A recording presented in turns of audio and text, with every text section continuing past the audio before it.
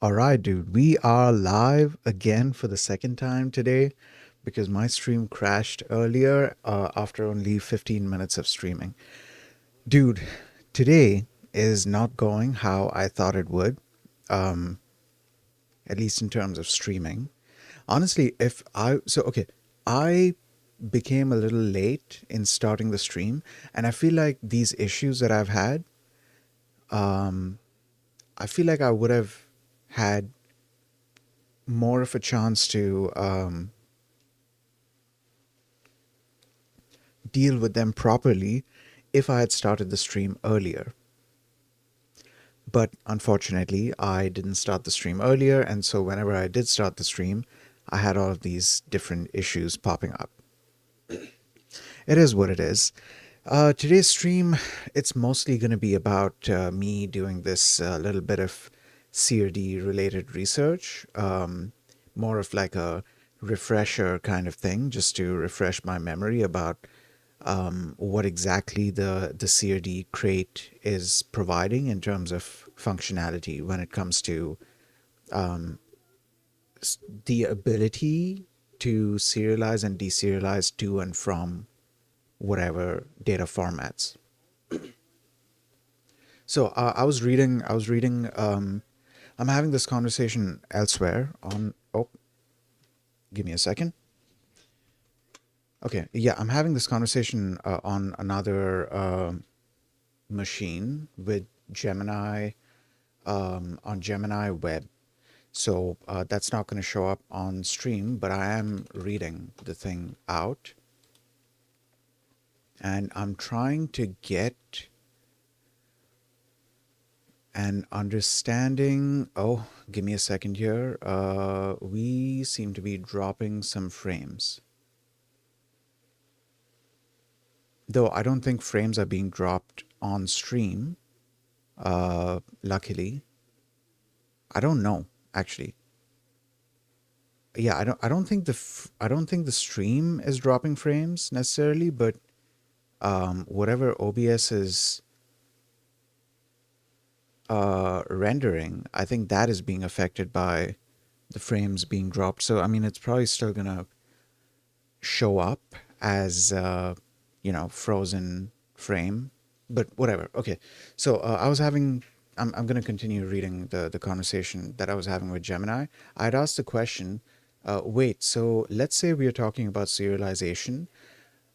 You provide the code for serializing the CRD data model for serializing the CRD data model version of the data only.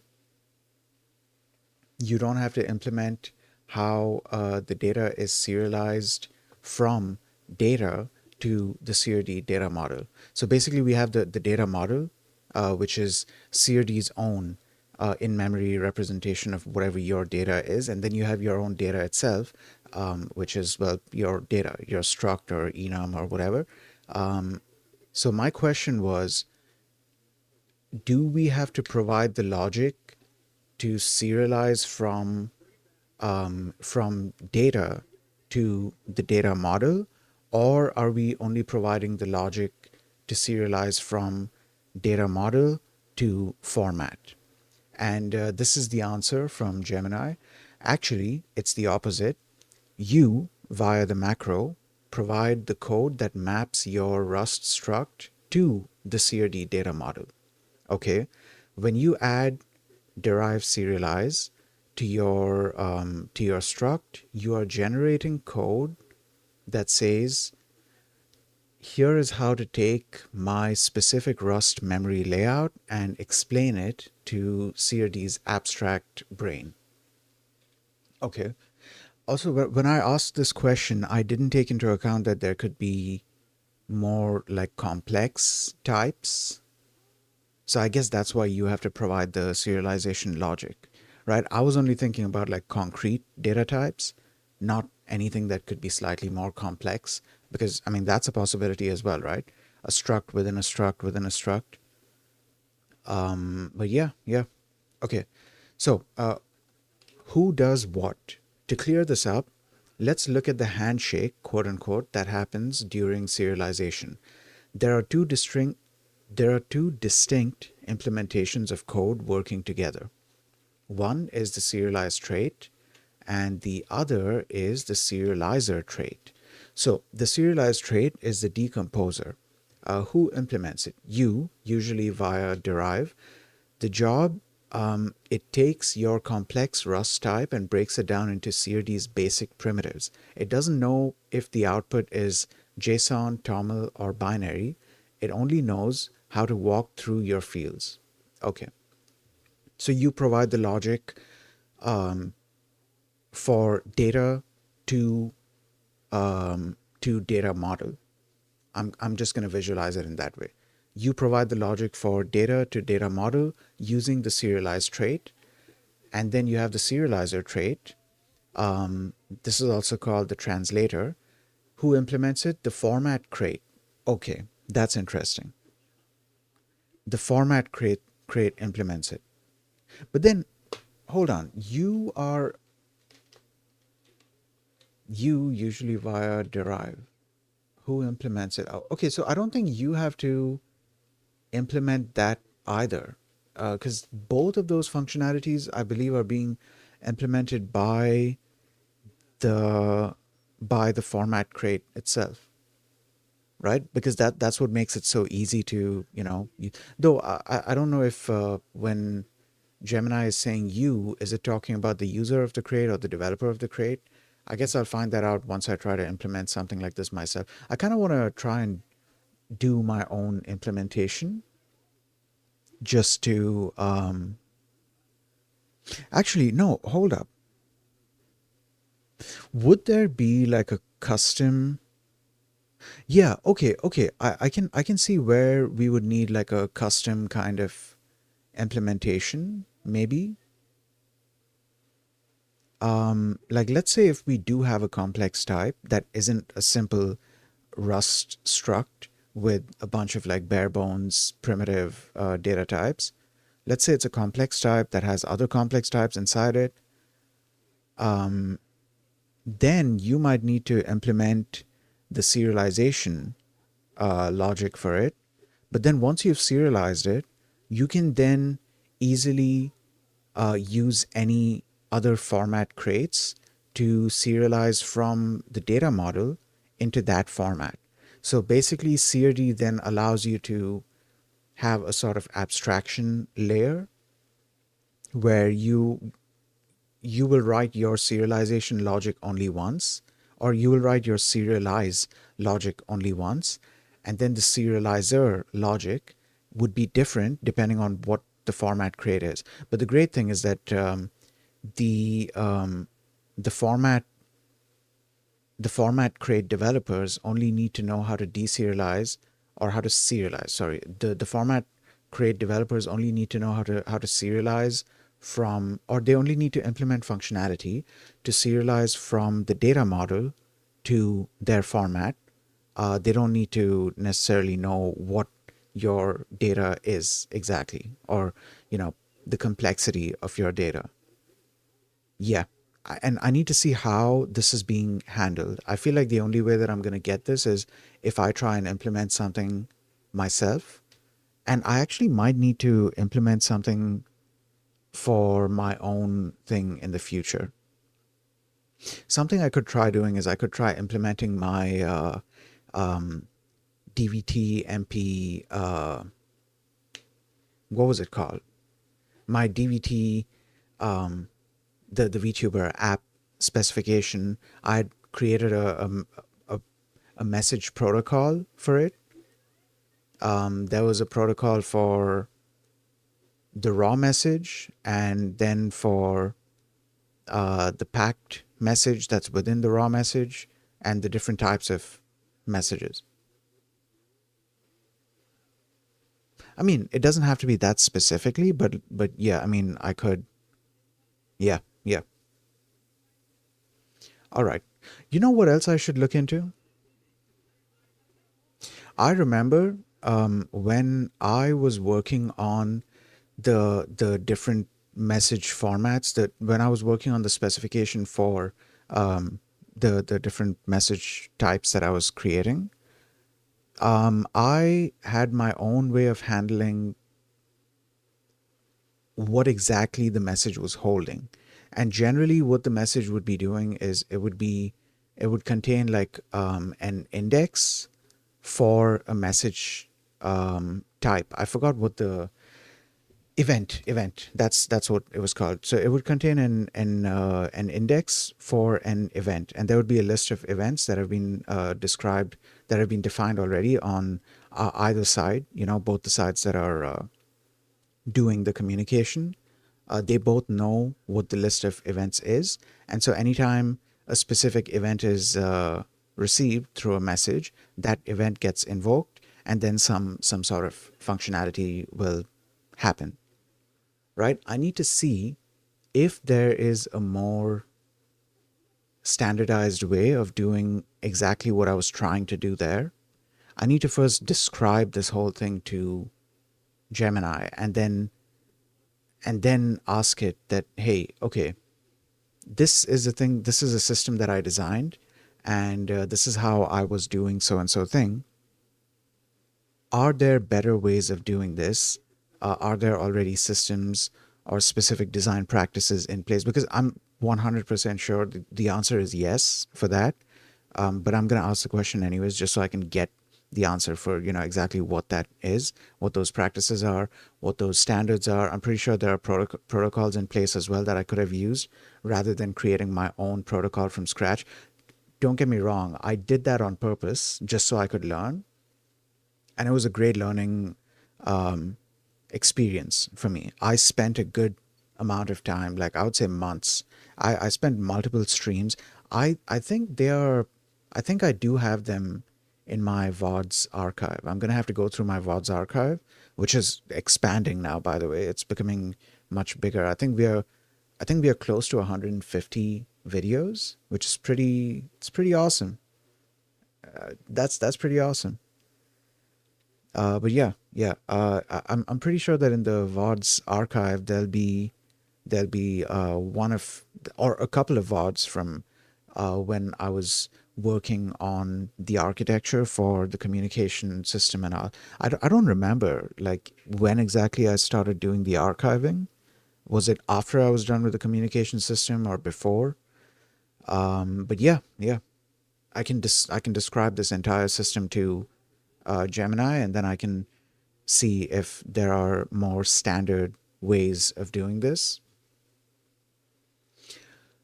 Okay, anyways, going back to CRD, the second thing is the serializer. Who implements it? The format crate, like Toml, for example. The job, it provides methods for every primitive in the data, in the CRD data model. Okay, example, serialize I32, serialize str, serialize struct. It knows how to write those specific things into the final format. All right, then the interaction, the handshake. Imagine you have a struct, user ID U32. When you call toml.toString, here's the play by play.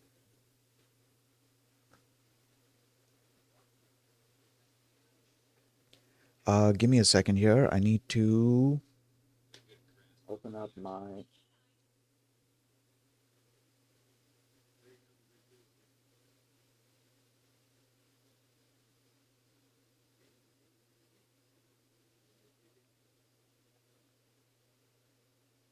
just a second. Okay, we are good to go. Right. Actually, let me hydrate and then I'll continue reading.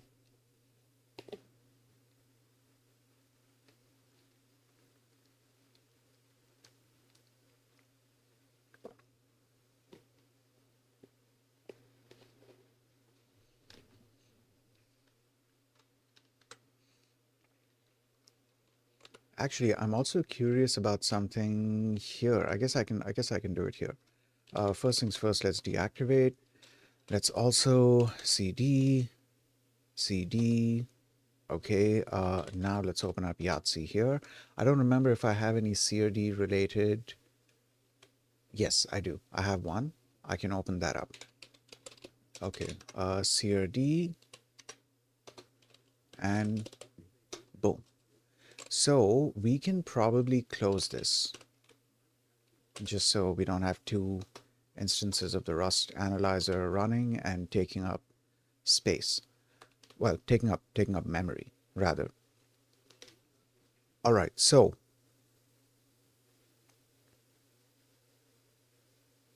what was I doing? Oh, yeah. Uh, Give me a second here. Yeah, that's fine. Okay, so the interaction is so and so. Okay, all right. Let's do it along with,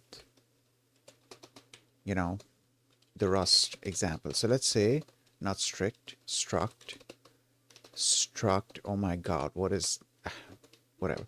Struct user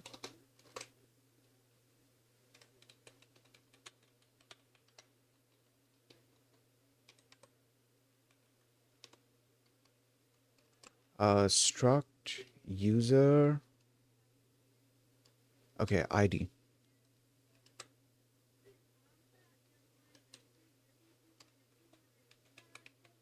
Hold on, what is this? Yeah, I'm curious about what this is doing. Give me a second here. I'm gonna open up a new conversation with Gemini. I'm using NVim, LazyVim. In insert mode, I accidentally... What is going on with my spelling, dude? Okay, I accidentally hit Alt plus 2. Nothing seemed to happen, but the cursor went to a specific position. It didn't get out of...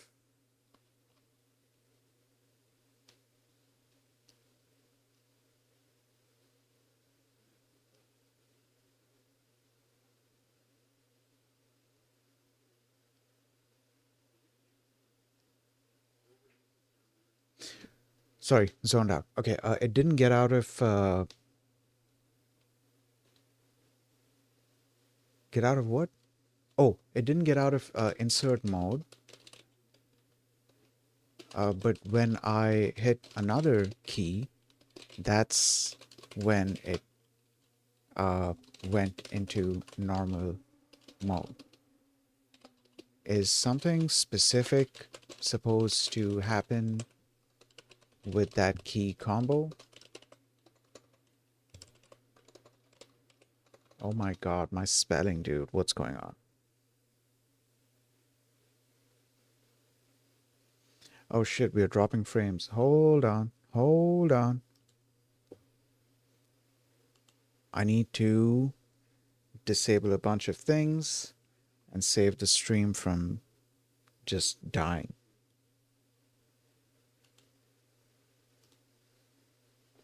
Okay, so I've closed all of the other stuff and we should be stabilizing now. All right.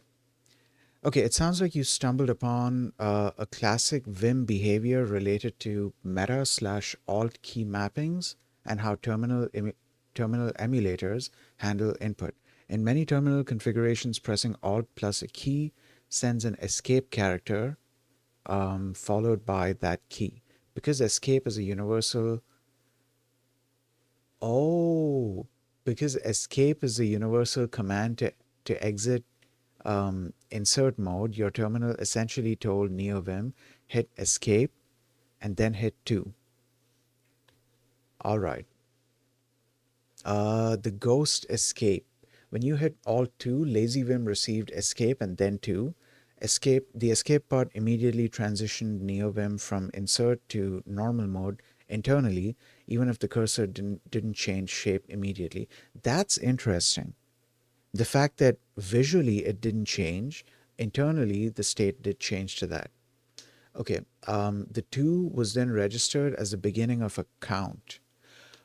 Oh, so then if I would have done, let's say, yeah, I have a way to test this out. So let's go into insert mode. Okay, Alt 2, that didn't do anything. Okay, now it did something. Um, oh, there you go. Okay, it added 2 lines. That's okay. That's what's happening here. Shout out Gemini, dude. Shout out Gemini. Hold on. Give me a second. Yeah. Shout out Gemini, dude. Uh, yeah, it was a count thing. The way that I tested this out is uh, there's this uh, there's this key combo where you do either close or open a square bracket. That's basically this, close. And then you have a couple of options here. One of the options is you can hit space to add a new line below your cursor, and you can also add a new line above your cursor using the open square bracket. So usually if I need to add new lines, I'll just spam this, or I can hit a count like 5, for example, and then do this. So it adds 5 new lines. 1, 2, 3, 4, 5. Yeah, it adds 5 new lines.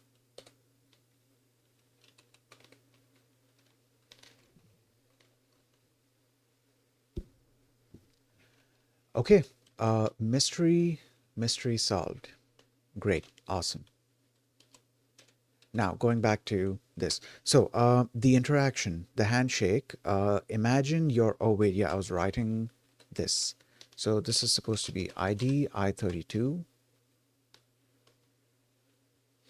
User is never constructed, so and so, so and so. All right, that's fine.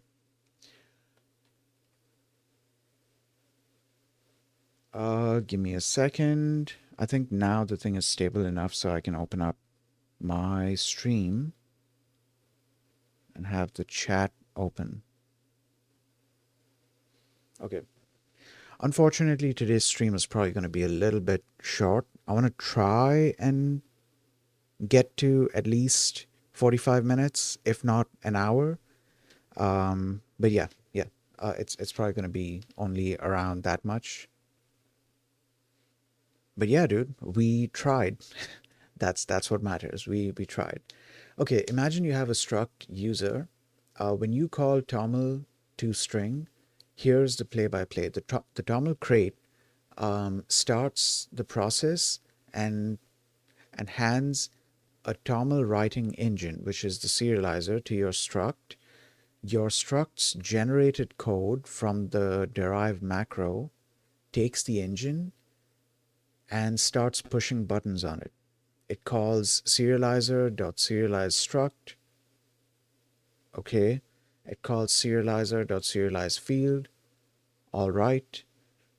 And then the toml crate reacts to those button presses. When serialize field is called with ID, it writes ID equals into its internal string buffer.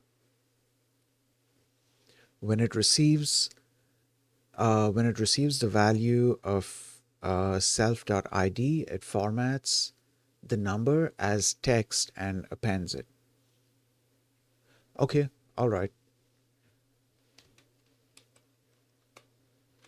So when we mention the serialized and deserialized traits using derive, there is some sort of code generation going on there. I need to look into how that whole thing is working. And I kind of feel like that's also why I need to implement this myself. I mean, I feel like I'm digging too deep into it. Even though I'm rarely ever going to be in a situation where I have to implement my own functionality for this. But yeah, because earlier I was mentioning that, it needs to know how to serialize a complex struct, but it kind of seems like this already knows how to do that. So even for a complex struct, it's going to be that serialization is going to be handled already. Anyways, why this is a data model, quote unquote data model. The CRD data model isn't a piece of software you install, it's a specification. It defines about 29 types: bool, I8, string, map, sec, etc. Your struct only needs to know how to map itself to those 29 types. The toml crate The toml crate only needs to know how to turn those 29 types into toml syntax. Your struct only needs to know how to map itself to. So, okay, it's saying your struct needs to know how to map itself to those 29 types. The 29 types are, okay, it defines. So the data model itself has 29 types. Your struct needs to have a couple of methods implemented on it to um, to serialize the data to those 29 types. And after that, the toml crate needs to know how to turn those 29 types into toml syntax. All right. Because they both agree on those 29 types, they can talk to each other without ever having seen each other's code. To answer your question, you don't have to implement how the data is serialized from data to CRD data model. You actually do, because writing map field A to string, map field A to string, and map field B to integer is extremely boring and repetitive. The derive serialize macro does 100% of that work for you. If you didn't use the macros, you would have to manually write a serialize function that explains your struct to the CRD data model line by line. Okay.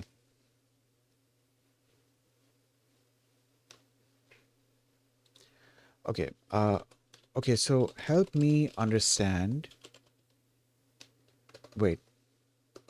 Okay, but when I tried to use toml, I didn't need to define the serialization methods. They seem to be implemented already. Help me understand what exactly is derive serialize doing.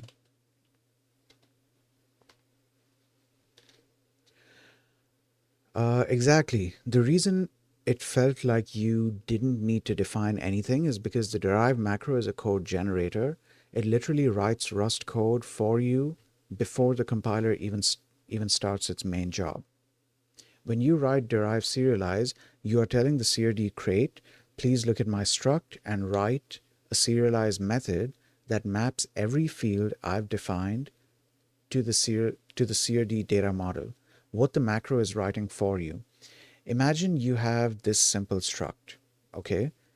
If you didn't have the derive macro, you would be forced to write something like this manually to make it compatible with toml. Implement serialize for point, and then there's all of this and this and this, okay? And then state.end. Oh, okay, hold up. So there's this backup. I'm gonna copy and paste some code here. Okay. And then let's paste this impl code as well.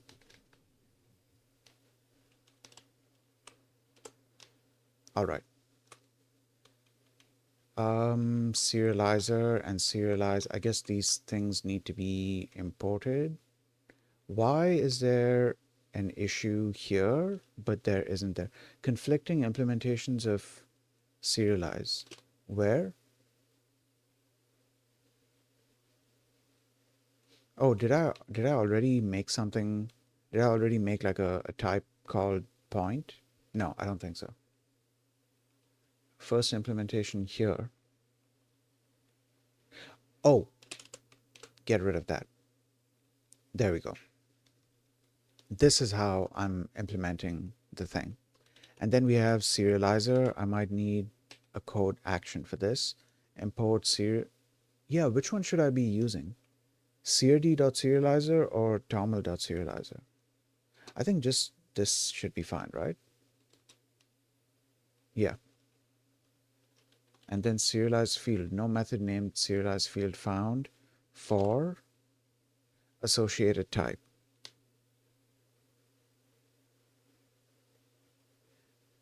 Okay. What if I do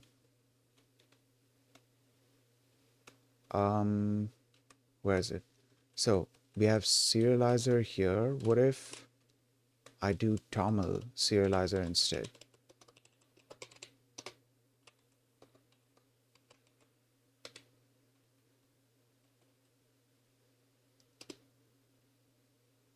Okay, what's the issue here? Expected trait found struct serializer. Oh god, I just hit something. Okay. Expected trait found struct serializer. Okay, S is the toml crates engine. Should I just have both of them then?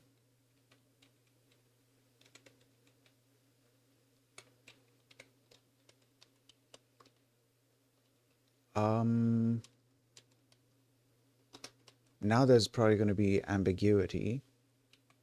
So let's, how do I get rid of this?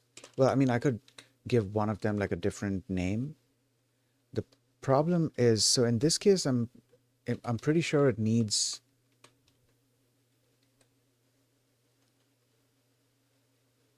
wait, hold on. So what is this code saying? fn serialize.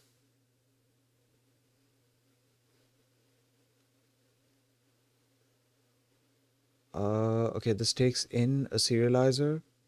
All right. Where S, oh, so this is a generic. All right, so this is a generic type, and the generic type has to implement a serializer. It has to implement the serializer trait.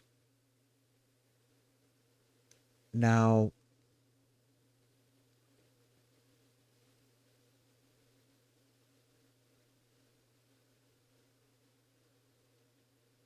yeah, where am I? There's something missing here. Hold on. Okay, let's read the rest of it. So S is the toml crates engine. Um, you tell the engine we are starting a struct with two fields. Okay, so this is our state. Serialize struct point to, okay. Then map the field X to the data models I32. Okay, serialize field. Okay. Map field Y to the data models I32. Okay. And then tell the engine we are done. Okay, so hold on just a second here. So this gets rid of those errors. And here we need a way to, what type? Associated type, okay, not found for S. Okay, how do I solve this? As in, which type of result is it expecting? Does CRD have like an okay and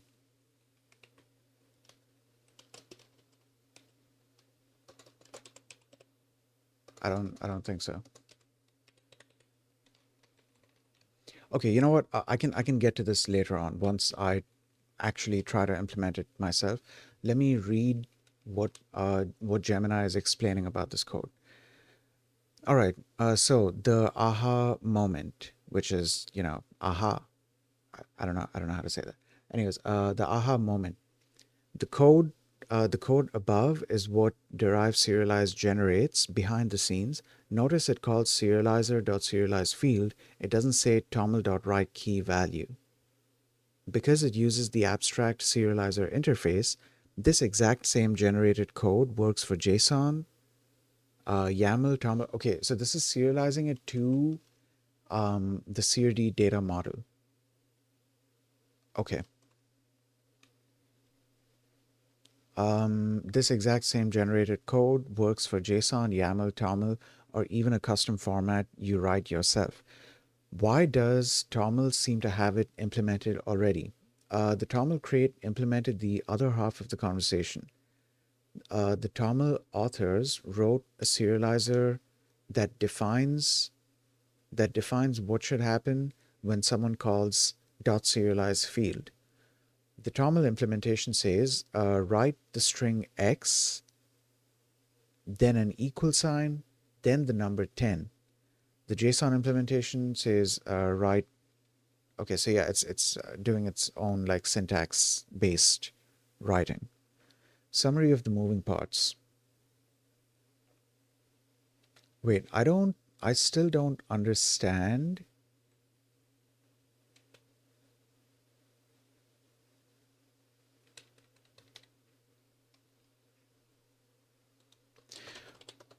Wait, I still don't understand where and how is the serialize, not serializer, part of the code being implemented.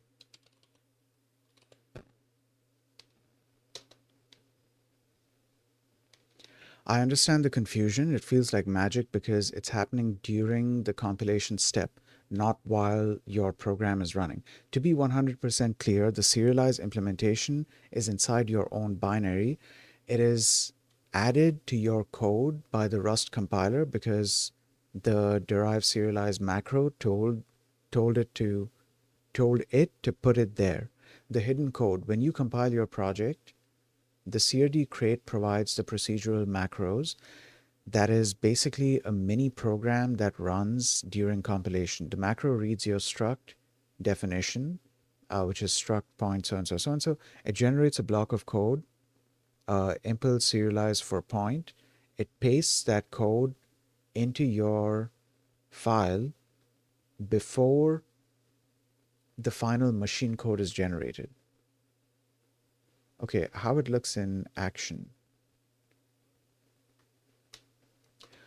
Wait, so am I correct to understand that the CRD crate itself has already implemented serialize and deserialize functionality to help you serialize your struct to the data model? Yes, you are exactly correct. The CRD crate provides the engine, which is the procedural macro, that looks at your struct and automatically writes the code to map it to the data model. Think of it this way. You provide the shape, your struct, the CRD crate provides the translator, the code that breaks that shape into pieces. The TOML crate provides the printer, which is the code that writes those pieces to a file. How CRD pre-implements this for you? You might be wondering, if CRD doesn't know what my struct looks like yet, how has it already implemented the logic? It hasn't implemented it for you for your specific struct yet, but it has implemented a template, which is the macro. When you hit compile, the following happens. Macro expansion. The Rust compiler sees derive serialize so-and-so, and then code generation. The compiler hands your struct definition to the crd creates macro, automatic implementation. The macro reads your fields, X, Y, etc., and stamps out a brand new implementation of the serialized trait specifically for your struct. What is actually in the CRD crate? To be technically precise, the CRD crate contains two main things: implementations of standard types. CRD has already written the serialized and deserialized code for all types that come with Rust itself. And because CRD already knows how to turn a vec into a data model or a sequence, you can serialize a vec I32 immediately without doing anything. The logic to handle custom types. The macro. For your custom structs and enums, CRD provides the CRD derived crate. This is the logic that says, if I see a struct, I will loop through its fields. For each field, I will find that field's own serialized implementation, which I already wrote for I32, string, etc., and call it. The chain of responsibility. If you have a struct user, the macro writes the user serialization logic. That logic says, first serialize the field name. It looks up the pre-existing implementation for string.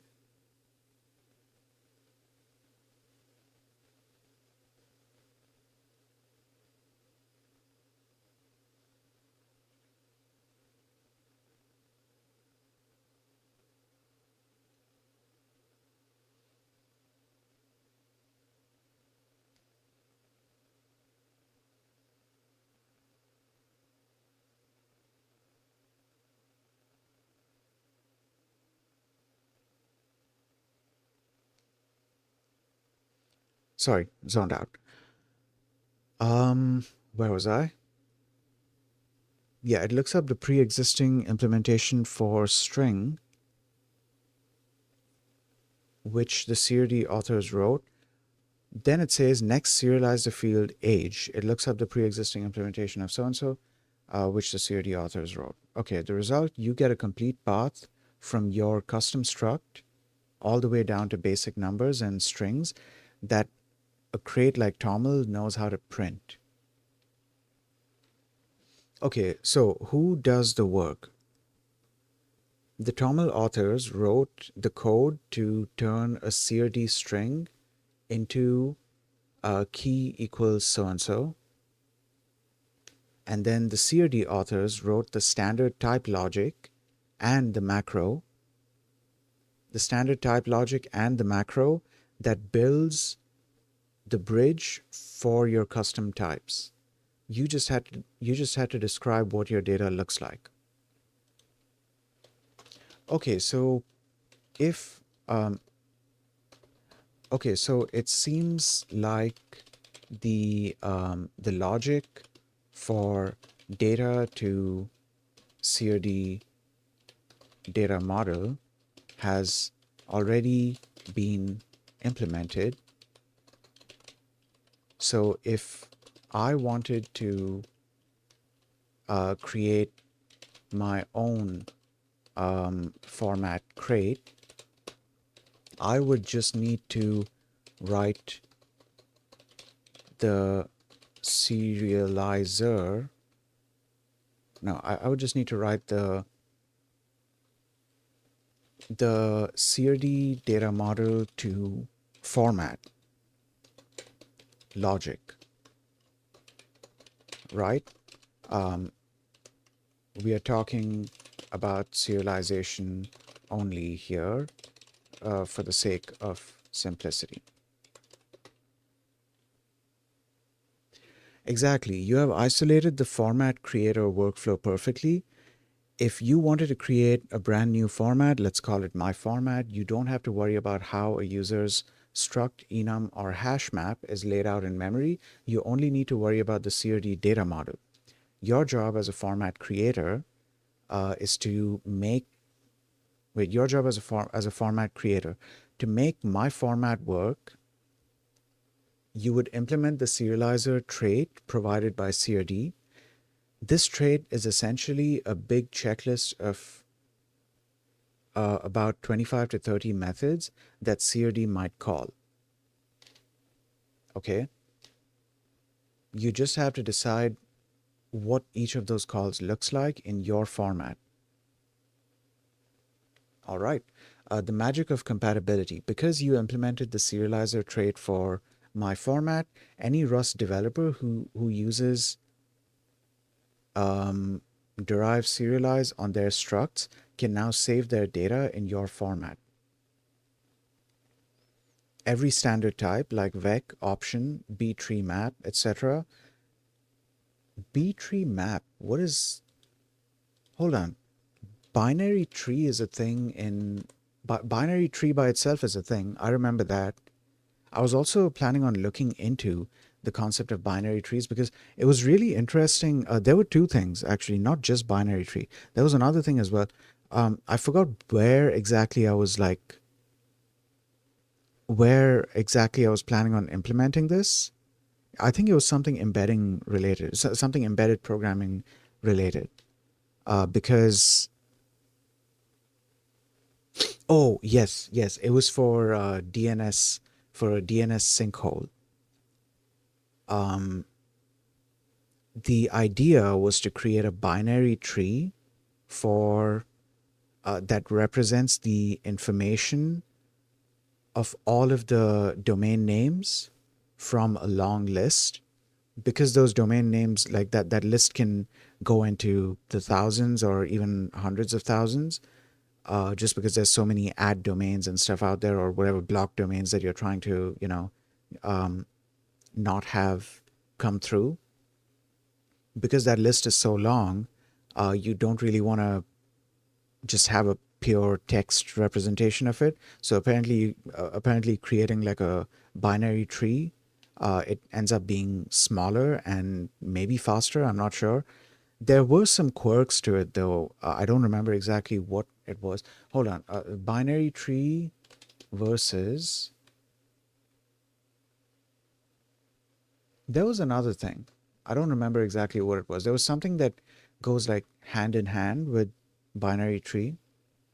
Let me open up a new Gemini conversation and ask this question. A while back, I was talking to you about making a DNS sinkhole in ESP32 because the DNS list can get quite long. You had suggested two methods to represent all that information. One was binary tree. I can't remember what the other one was. I remember our conversation. One was binary search tree, and the other was Bloom filter. There you go. Okay, that's what it was. I couldn't remember Bloom filter. So these were two things that I was planning on looking into, but I never actually went ahead with it. Okay, where is that conversation? Here. But yeah, okay, I need to look into B-tree map. B-tree map. It's part of the collections thing. An ordered map based on a B-tree. Given a key type with the total order, an ordered map stores its entries in key order. This means that keys must... I think this might be for something else. I'm not sure. I'm gonna have to look into what this can be used for. Okay, check for a specific one. If it contains key, then so and so. If it doesn't, then so and so. Okay, so yeah, you can implement a nice search kind of thing. Given a key type of... Given a key type with a total order, an ordered map stores its entries in key order.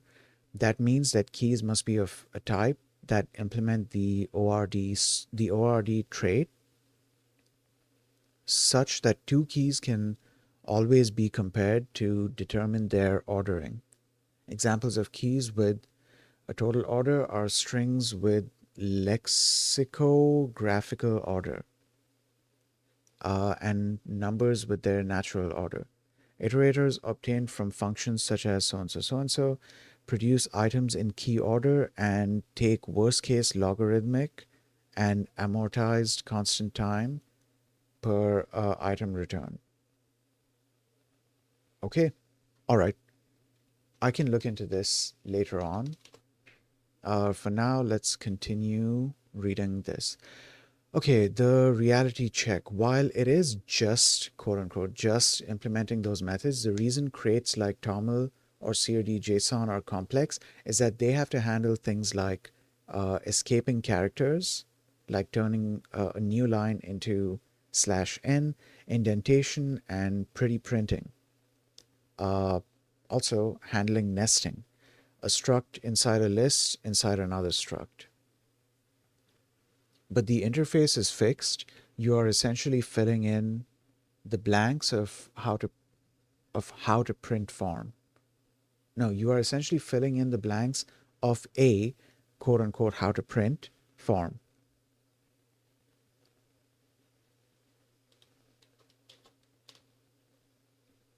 So would I ever need to implement the serialize functionality myself?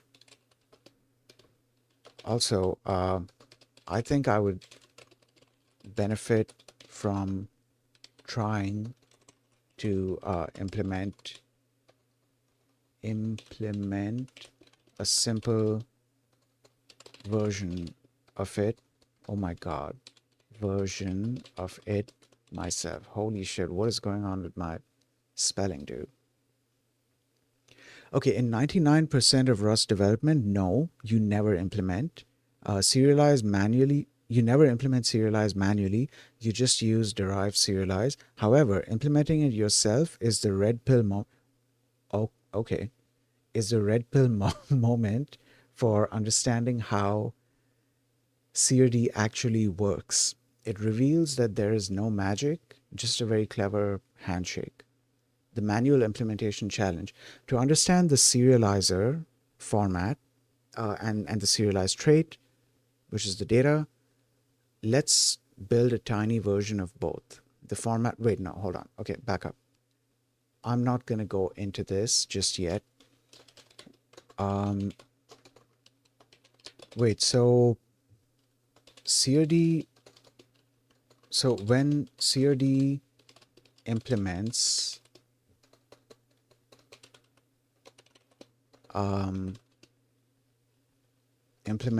serialize via its macro, that's handling all sorts of situations that could possibly occur, such as even nested and complex types. Yes, exactly. The derive serialize macro is a recursive engine. It doesn't just handle the top level struct, it generates a chain reaction that handles the entire tree of your data, no matter how deep it goes. How the macro handles infinite complexity.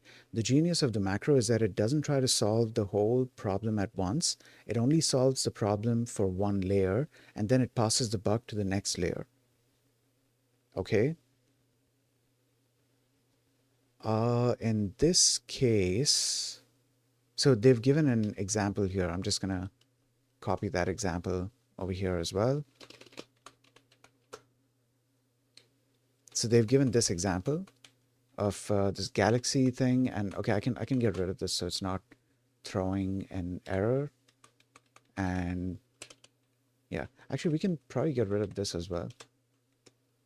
Okay, so we have galaxy, and oh, oops. Yeah, we have galaxy and star. Galaxy has a name and a vector of type stars, and then we have the star thing itself. So this becomes our complex type, right? We have a struct, and the struct is holding a vector which contains instances of type star, multiple instances of type star. Oh, additionally, type star has a nested tuple. Okay, cool. When you call serialize on Galaxy, the macro generated code does this. Layer 1, Galaxy. It says, I'm a struct. I have a string called name. I'll call string.serialize. And a list called stars. I'll call vec.serialize. Okay, layer 2, the vec. The vec implementation pre-written by CRD says, I'm a sequence. I'll loop through every item I hold and call star.serialize on each of them. And there's a star.serialize because we have, okay, I'm getting it now. There's a star.serialize because we have implemented this. Let's see what information shows. Okay, no, it just says proc macro. But yeah, there is an implementation of this for us. Actually, you know what I should see? If there is, hold up. I'm curious about this, so I'm gonna open up yet another new conversation with Gemini. Hey, I do Rust development. I know that macros basically get expanded before the compilation. I'm wondering, hold on. Expanded into Rust code before the compilation. I'm wondering if there's a way that I could see that expanded code, because I remember there's definitely a way to do this with the C++ code, where actually the pre-processing stage of C and C++ code. I think this applies to C++. I think this applies to C as well, but I've definitely tried this with C++. There's like when the compilation happens, there's first a pre-processing stage where other macros and any sort of library that you have imported, they all get like expanded into your code. So then your simple code with like 5 or 10 lines, it could become, I don't know, 10,000 lines or something. Okay, it is a common rite of passage for Rust developers to want to peek under the hood of macros. Since macros are essentially code that writes more code, seeing the output is the best way to debug unexpected behavior or understand how crates like CRD or Tokyo work their magic. I did not think about doing this with Tokyo, dude. I should do that. I should definitely do that. The process of viewing this code is called macro expansion. Here is the best way to do it, ranging from built-in commands to specialized tools. Wait, hold on. Can I do this in NeoVim directly? Like, okay, there's a derived thing here, right? Are there like code actions for this? Generate impl star.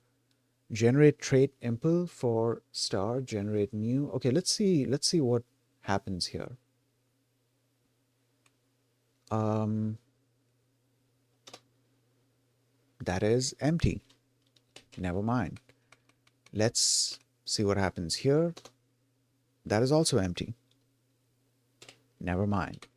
Let's try with this.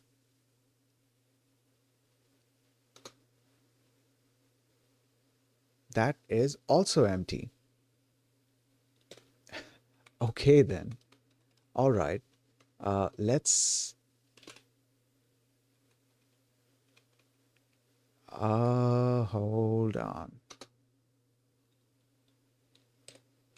No, there has to be a way to do this. Yeah, there has to be a way to do this. This is exciting. Like now that I know about this way to expand macro code, I'm definitely gonna look into it. Hold on. The official way is cargo expand. By far the most popular and clean method is using the cargo expand crate. It runs the compiler's expansion and then pipes it through Rust FMT so the output is actually readable. Usage, expand the whole project, or expand a specific module, or expand a specific test. Speaking of tests, I never actually moved forward with learning about testing in Rust. I wasn't planning on going into like more advanced stuff anyways, but I wanted to learn like basic testing because I feel like that could benefit me. Okay, then there's the built-in way. If you don't want to install extra binaries, you can use the unstable flags built into Rust C. This requires nightly Rust. Okay, what is the third method? Using IDEs, visual feedback. If you use VS Code with the Rust Analyzer extension, you can see expansions without leaving your editor. Place the cursor on the macro, example println or so-and-so, open the command palette, and then Rust Analyzer expand macro recursively.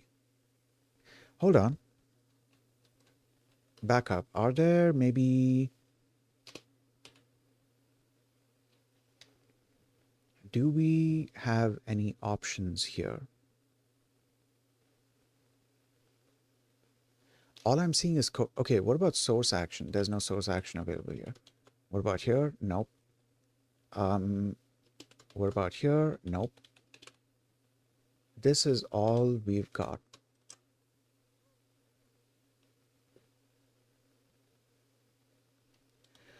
Okay, I'm doing Rust coding in nvim lazyvim.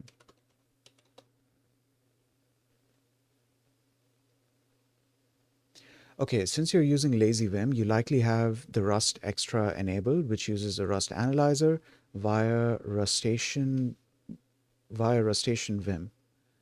This makes viewing expanded macros easier, much easier, because it's built into the LSP integration. The lazy way, the built-in command. Rust LSP expand macros. Okay, let's try this. Rust LSP expand macro. No macro under the cursor. Okay.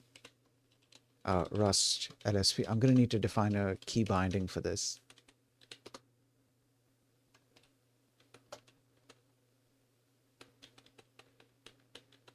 Wait, this is crazy.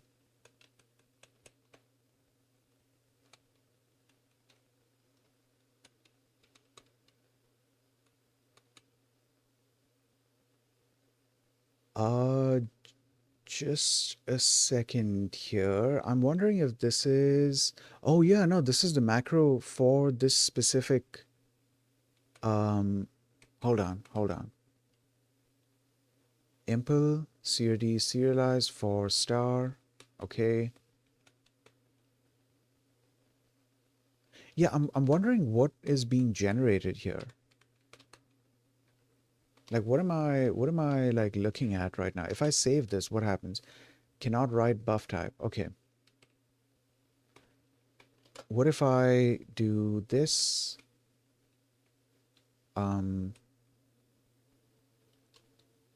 Okay, let's yank that and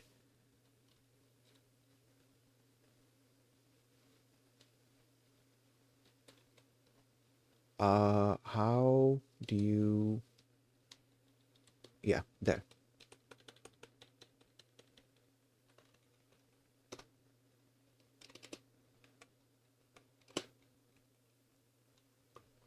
Just give me a second because I don't trust the paste function here. Okay, cool. Right. We can probably Actually, okay, we don't need to close this. We can just make it smaller for now, and then later on I can come back to it. Okay, so this is our thing, right? Let's remove the indentation.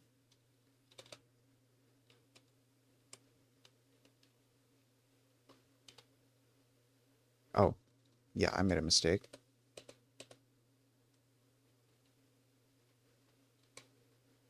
That's enough. Actually, no, I think I still made a mistake. Let's undo and undo. Oh, I think the mistake.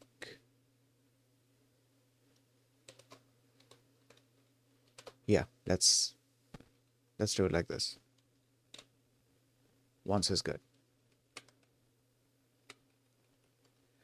Okay, this is our.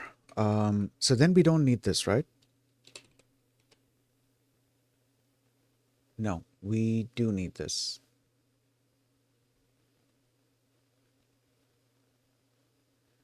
Fail to resolve so and so. What if I do this? Okay, and this,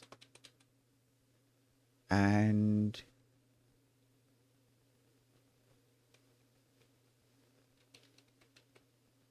hold up. I don't think I need to change that one, but I need to change these. And this. And I think we are good. Oh, one more here.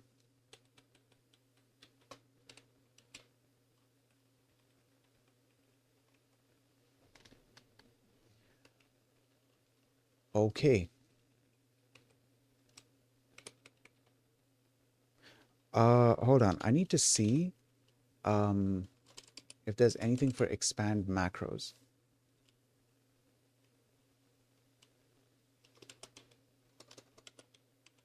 Yeah, I don't think there's anything for expand macros.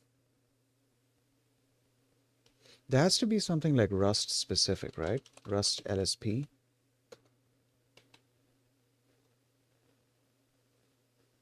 Okay, there's something under D. Debug. Rust debuggables. Build package so and so, so and so. You know what? I should look into using this as well and see if it can benefit me. Holy shit. Okay. I was not paying attention to the time. Uh yeah, dude. Okay. We're gonna end here. We got a good 1 hour stream in today, and I have some stuff that I can explore later on. I might actually implement my own like simple kind of serializer, my own simple format kind of thing.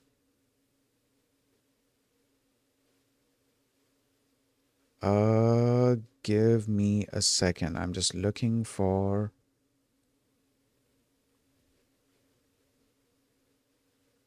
somebody.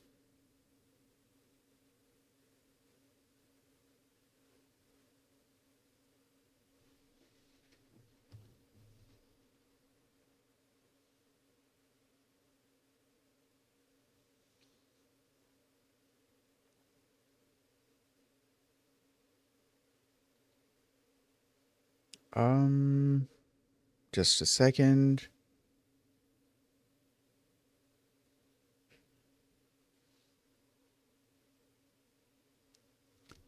Still looking and looking and looking.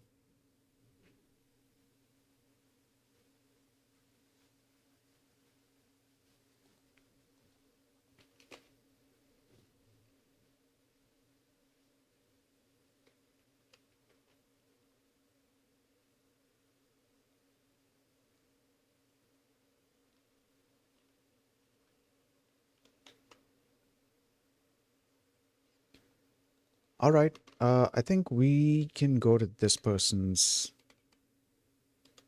No, hold on. Hold on just a second. Okay, you know what? I think we'll go to this person's thing. They are probably doing something something game dev related because I'm seeing a loading screen. unless loading is something to do with their. Actually, I don't know. Designing Twitch assets. Okay, cool. Their name is. Actually, first let me see if I'm even able to raid them. Hold on. Let me start up the raid. Raid this person. Okay, the raid's going through. Hell yeah.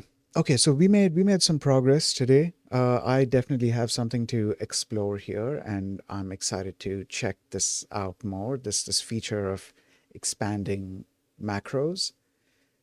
Um, and I'm probably also going to spend a tiny bit of time exploring the whole CRD serialized kind of thing, just to properly wrap my head around the concept. If I feel like I've wrapped my head around the concept before I get to the point where I have to implement a format myself, then I'll just stop, because I think I'm getting it at this point, that the CRD crate, it handles the logic for converting your struct into its data model representation. And then you, as a format developer, have to write logic to convert that data model representation into your own format. And that's for serialization. And for deserialization, you would do then the opposite. You would find a way to serialize or deserialize your format into. Okay, I'm going to stop talking because I only have like 8 seconds. That's going to be it for today's stream. I hope you guys have a nice day, and I'll see you all next time. Peace.